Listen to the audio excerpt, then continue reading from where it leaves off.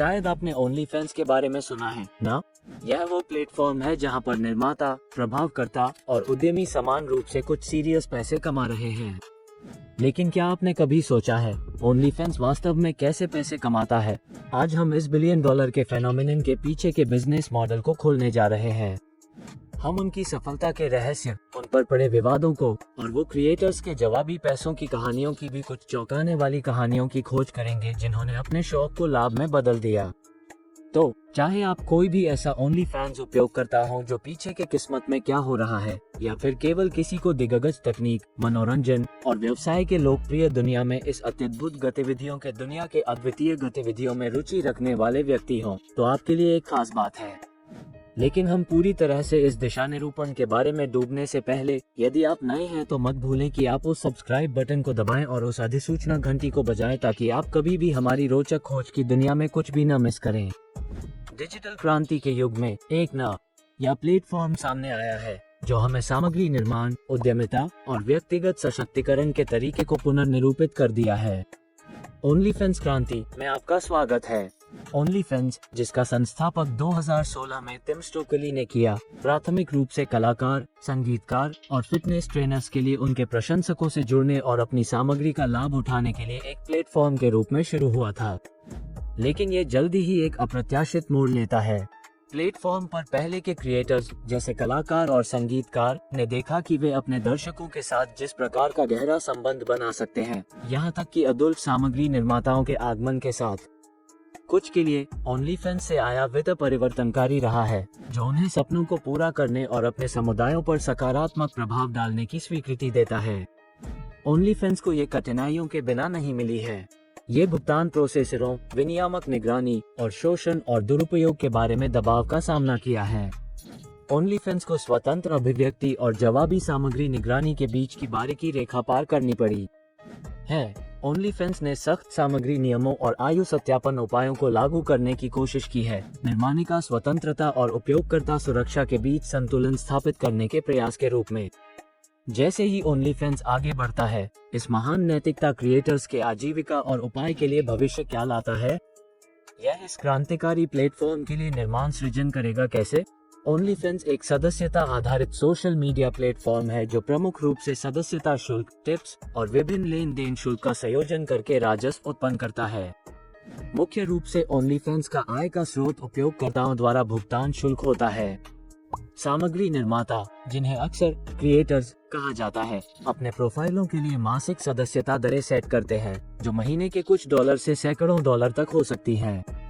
जब उपयोगकर्ता किसी क्रिएटर के प्रोफाइल की सदस्यता लेते हैं, तो वे उनकी विशेष सामग्री तक पहुंचने और निर्माता के साथ बातचीत करने के लिए मासिक सदस्यता शुल्क देते हैं।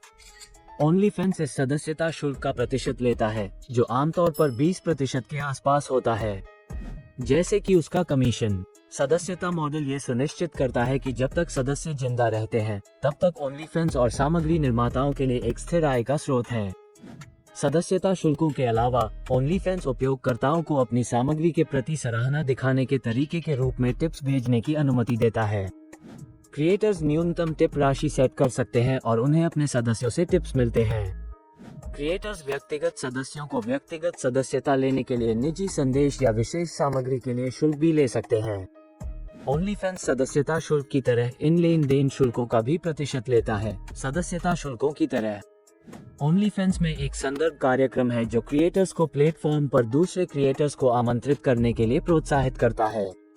क्रिएटर्स जो नए उपयोगकर्ताओं को संदर्भित करते हैं, वे एक निश्चित अवधि के लिए संदर्भ के कमाई का प्रतिशत कमाते हैं, जो उनकी कुल आय में योगदान कर सकता है। क्रिएटर्स अपने सदस्यों को वीडियो, फोटो सेट और लाइव स्ट्रीम्स जैसी अतिरिक्त सामग्री बेच सकते हैं, जिसकी मूल्य निर्माता द्वारा सेट किया जाता है। ओनली फैंस इन लेन देन शुल्कों का हिस्सा लेता है। पे पर व्यू (PPV) संदेश क्रिएटर्स को सदस्यों से विशेष सामग्री या संदेश खोलने के लिए शुल्क लेने की अनुमति देते हैं। ओनली फैंस इन PPV बेच देने से भी कुछ प्रतिशत लेता है। जब भी ओनली फैंस के प्रमुख आय स्रोत उपयोगकर्ता जेनरेटेड सामग्री और सदस्यता है, वे अतिरिक्त आय उत्पन्न करने के लिए विज्ञापन साझा करने, प्रायोजित प्रमोशन और ब्रांड सहयोग में शामिल हो सकते हैं। ये साझा करने के लिए आयोजित सामग्री या प्लेटफॉर्म पर प्रमोशनों को शामिल कर सकते हैं। OnlyFans सामग्री निर्माताओं के बैंक खातों में आय के हस्तांतरण की सुविधा प्रदान करता है। बैंक ट्रांसफर या वापसी अनुरोधों के लिए कुछ शुल्क लागू हो सकते हैं जो प्लेटफॉर्म के आय में योगदान कर सकते हैं। अंतर्राष्ट्रीय लेन देन या विभिन्न मुद्राओं में भुगतान प्राप्त करने वाले निर्माताओं के लिए OnlyFans मुद्रा परिवर्तन शुल्क ले सकता है, जो इसकी आय में और भी जोड़ सकता है। यह महत्वपूर्ण है कि ध्यान दें कि OnlyFans को इसकी सामग्री नीतियों और प्लेटफॉर्म पर होने वाले प्रकार की सामग्री के संबंध में जांच किया गया है, और मेरे आखिरी ज्ञान अद्यतन में सितंबर 2021 में OnlyFans ने सामग्री को मॉडरेट करने और प्रतिबंधित वयस्क सामग्री को नियंत्रित करने के प्रयास किए थे, लेकिन ये नीतियां समय के साथ बदल सकती हैं। इसके आय मॉडल पर यथासंभव प्रभाव डाल सकती है। कृपया OnlyFans के व्यापार मॉडल और सामग्री नीतियों के बारे में नवीनतम समाचार और अपडेट्स की जांच करें। संक्षेप में, OnlyFans की दुनिया में यात्रा कुछ भी नहीं थी जैसा कि फैसिनेटिंग था।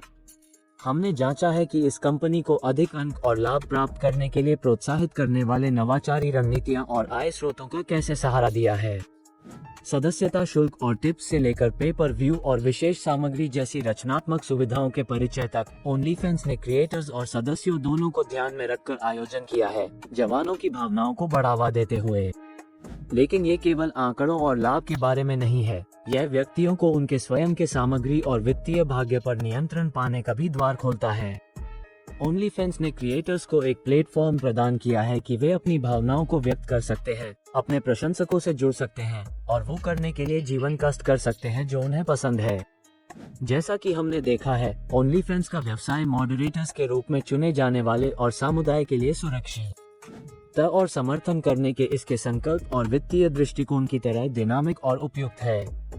कंपनी की यह अदृढ़ता और प्रशंसा विश्व के मुख्य क्षेत्र के बावजूद वक्त के साथ कैसे बढ़ती जा रही है, इसके दृष्टिकोण और समुदाय के लिए एक सुरक्षित और समर्थन करने के लिए उसकी दृष्टि और समर्पण की शपथ है। तो आप एक निर्माता है जो अपनी सामग्री का वित्तीय निर्माण करने की कोशिश कर रहे हैं, या OnlyFans के आर्थिक माध्यमों के पीछे रोचक दृष्टिकोणों में रुचि रखने वाले एक जिज्ञासु दर्शक हैं। हम आशा करते हैं कि इस वीडियो ने यह दिखाया है कि यह कंपनी जैसे जैसे बढ़ रही है और व्यवसाय के बारे में पूरी तरह से जागरूक दृष्टिकोण में कैसे बनी है। अगर आपको इस वीडियो को जानकारी पूर्ण मिला है तो कृपया उसे एक थम्स अप दें और वीडियो को सब्सक्राइब करने के लिए उस सब्सक्राइब बटन को दबाएं ताकि आपको तकनीक, मनोरंजन और व्यवसाय की दुनिया के हर रोचक अन्वेषण से कभी भी बाहर न रहना पड़े। और एक बार फिर हमें आपके विचारों के बारे में जानने के लिए नीचे टिप्पणियों में अपनी राय देना न भूलें। देखने के लिए धन्यवाद और हम आपको अगले वीडियो में देखेंगे।